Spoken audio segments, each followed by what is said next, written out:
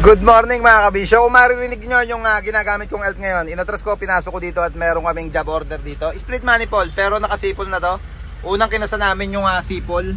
Marinig nyo yung sipol nya. Yan, baba tayo, pakita ko sa inyo. Unang kinakasa namin pagka ganyang split manifold, yung muffler muna nung sipol. Eto siya.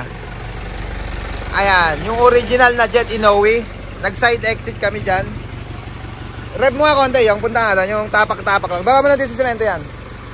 Yan, mamaya ko papaliwanag yung hawak mo na yan. Yung rev mo lang na pasipuli mo lang.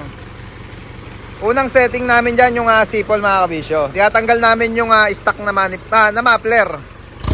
Yan o.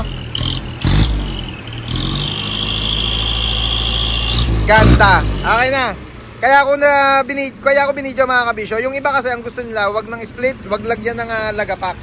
Yung sipol lang ang pinapagawa ng karamihan. Kagaya ni Hijacker mga kabisyo, nakasipol lang yan. Yan, pwede yung ganyang setup kung ayaw nyo nung malagapak. Ito naman, yung kinakabit nating muffler dyan, fabricate namin yan. Pagka gusto ng iba na tunog Armalite, pwede. Meron tayong fabricate na tunog Armalite. Meron naman tayong swabing-swabe lang. Ito yon yung request ni client natin, ni customer. Swabe lang yung gawing tunog dyan, pero naka-isaw tayo. Dito to umiikot dyan sa ibabaw. Yan, tsaka tayo mag-i-split ngayon, magbibiyak tayo dyan sa manifold, exhaust manifold. Yan, kaya binidyo ko mga kabisyo, meron kayong idea na pwede yung sipol lang ang ilagay natin na Jet Inoue muffler dyan sa yung mga unit nyo. Yan, kagaya nga ni Hijacker, sipol lang yon. Ito naman yung job order dito mga kabisyo, split manifold. Mag-i-split tayo at medyo maglalagapak ng bagya. Iyan o.